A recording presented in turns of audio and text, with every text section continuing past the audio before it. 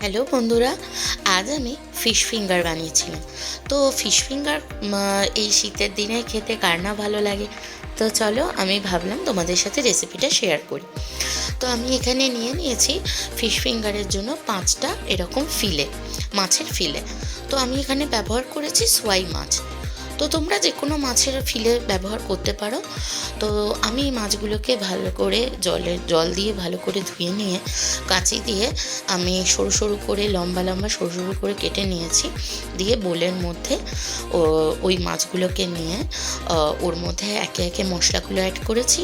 নিয়েছি সামান্য নুন, গোলমরিচ গুঁড়ো, ম্যাগি মশলা আর একটু চিলি ফ্লেক্স। আর নিয়ে নিয়েছি আদা, রসুন, কাঁচা লঙ্কার মিক্সিতে পেস্ট করে সেই পেস্টটা। এবারে আমি অ্যাড করেছি কর্নস্টার্চ। তো তোমরা কর্নফ্লাওয়ারও নিতে পারো, ওই একই হলো। তো চামচের 2 চামচ মতো আমি কর্নস্টার্চ নিয়ে নিয়েছি। আর নিয়েছি ময়দাও নিয়েছি 1 চামচ মতো বাইন্ডিংয়ের জন্য। আর নিয়েছি আমি পাতিলেবু, আধখানা পাতিলেবুর রসটাকে ভালো করে চিপে ওর মধ্যে অ্যাড করে দিয়েছি। এবারে আমি হাতের সাহায্যে এই মাছগুলোকে মিশিয়ে নিয়েছি মশলাগুলো দিয়ে। আর ম্যারিনেট করতে দিয়েছি আধ ঘন্টা থেকে 1 ঘন্টার মতো। দিয়ে এবারে নিয়ে নিয়েছি আমি কয়েকটা পাউরুটির স্লাইস। তো আমি নিয়ে নিয়েছি নর্মাল মিল্ক ব্রেড, নর্মাল পাউরুটি। ওটা টোস্টারে আমি টোস্ট করে নিয়েছি এবং মিক্সার গ্রাইন্ডারে ঘুরিয়ে নিয়েছি। তোমরা এরকম ঘরে ব্রেড ক্রামস বানাতেই পারো, ভীষণ ইজি। তো একটা প্লেটের মধ্যে আমি ব্রেড ক্রামসটাকে নিয়ে নিয়েছি। এবারে আমি একটা প্যানে তেল গরম করতে দিয়েছি। তো তেলটা ভালো করে গরম হলে মাছগুলোকে একে একে এই ব্রেড ক্রামসের সাথে মিশিয়ে নিতে হবে। তো ভালো করে কোটটা করে নিতে হবে। আমি এখানে কোনো ডিম ইউজ করিনি।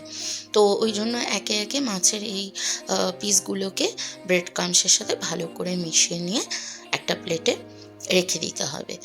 তেলটা ভালো করে প্যানে তেলটা গরম হয়ে গেলে মাছগুলোকে একে একে ছেড়ে দিতে হবে।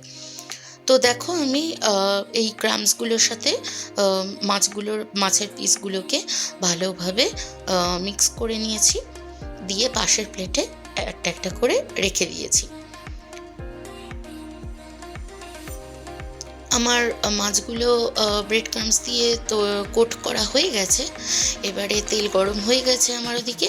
আমি একে একে করে মাছগুলোকে তেলের মধ্যে ছেড়ে দিলাম। এবারে হাতার সাহায্যে আমি এপিট ওপিট করে ভালো করে ভেজে নেব, বেশ লাল লাল করে ভেজে নেব। তেলটা একটুখানি আঁচটা বেশি গরম করে নিয়ে গ্যাসটা একটু মিডিয়াম আঁচ করে নিতে হবে, যাতে মাছের ভেতরটা ভালো করে কুক হয়।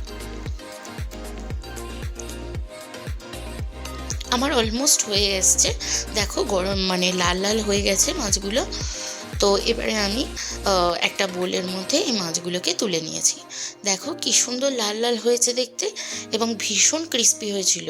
খেতে তো ভীষণ দারুণ, সুস্বাদু হয়েছিল।